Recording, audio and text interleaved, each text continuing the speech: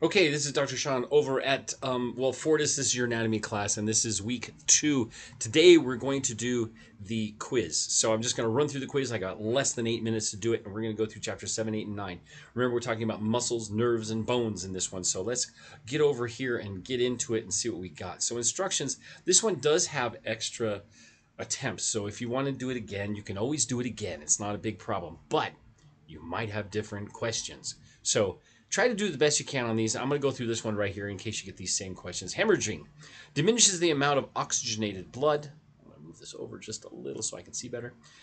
Diminishes the amount of oxygenated blood delivered to the fingers and can cause the nails, the fingernails, to appear bluish, brittle, shiny, or thickened.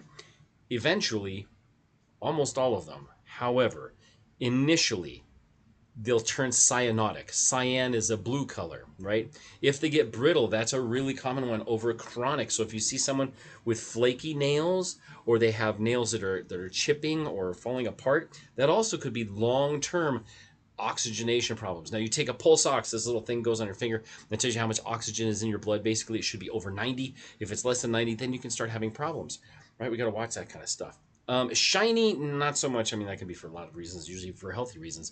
And then thicken. Thicken also is poor blood flow, sometimes lung problems as well. Okay, so there's that one. Well, I'm going to put that. So next one here. Which of the following is the poorest prognosis, expected outcome?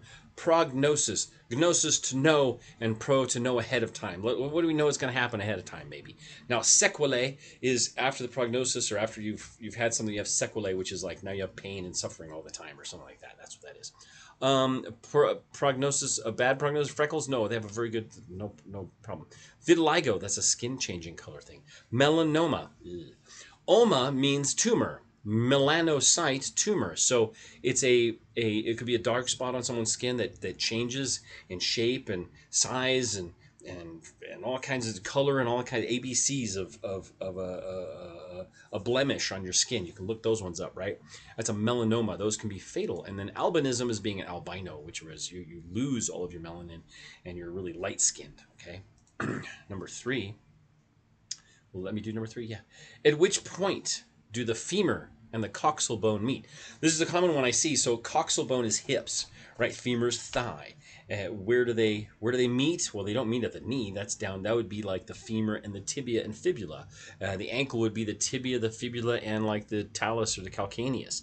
And then the wrist would be like the ulna, the radius, and the carpal bones, or something like that. So we know which one that one is, right? There we go. Oops. Next. We go number 4. Which bone is formed by the ischium, the ilium, and the pubis? The ischium, the ischial tuberosities, okay, are these points on the back of your spine that we use in chiropractic world to see the alignment of the pelvis, because they can move this way and this way. They have a fibrous joint in there; it's very stiff, but it can get out of whack, right? So that's where your belt goes, right above the ischium, right? No, the ilium. Sorry, and the ischium are your sitting bones. If you're sitting down, you're sitting on them right now. Probably you go around there, and that's if you ride a bike a bunch and you get those bones that really hurt in there. That's the ischium, the ischial tuberosities. And then the final one is the pubis, and that's right in the front, down on the bottom. And that's what there's a little joint in there that's like it's fibrous, but it's a disc actually, and it expands when babies are going to come out through there. Okay, if you're a female. So there we go. There's that one. Let's go to the next one here. I'm not answering them, but we'll go from there. Number 5. Which of the following refers to exaggerated thoracic curvature of the spine? So there's one called a dowager's hump, which is, they get this way and there's a big meaty chunk back here.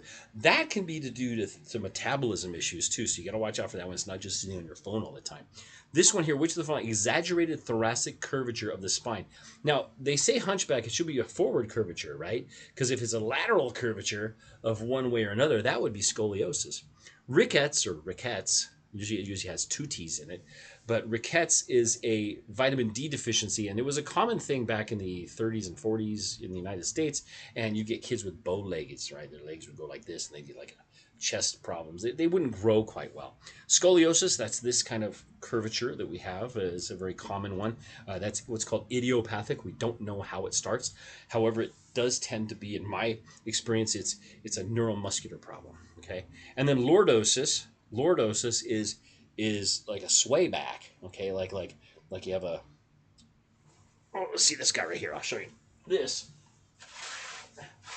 is the lordotic curve, right here, where his hips, where his bum meets his back. Okay, that's a lordosis. Forward curve. Kyphosis is a forward curve. That's the one we're looking at for this one. Good? Good. Now, just going through these. Now, you guys, if you have a problem, don't forget you can take it again, right? Which joint is the scapula and the humerus? At which joint do the scapula, the shoulder blade, and the humerus, that's funny. Get it? Funny, humorous, huh? The humerus, which is the arm bone up here, the humerus and that meet at what's called the glenohumeral. So it's the glenoid, right?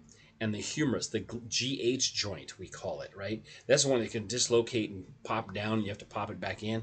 That's the glenohumeral joint. Up here is the acromion, right? Back through here is the acromion and the clavicle, the AC joint, acromioclavicular joint. So here we have, it's not the hip, obviously. We're talking about the shoulder blade, right? Shoulder, duh. Okay. If it was elbow, right, we would be talking, this is the ulna, comes up to here, right? And that's on the pinky side. And then we have the radius over here, that's on the thumb side. And then we have the humerus, that would be that one. And then what else is there? Wrist, we talked about that one before. Radius, thumb, ulna, pinky, and carpals. Carpal driving car, right? Okay, there we go. Good, that one. And we got about, what, 4 more to go? Oh my gosh, I'm not going to make it in like my good 7 minutes. Looks like we got to stop. Anyway, good luck on that. I want you guys to do good on the quiz.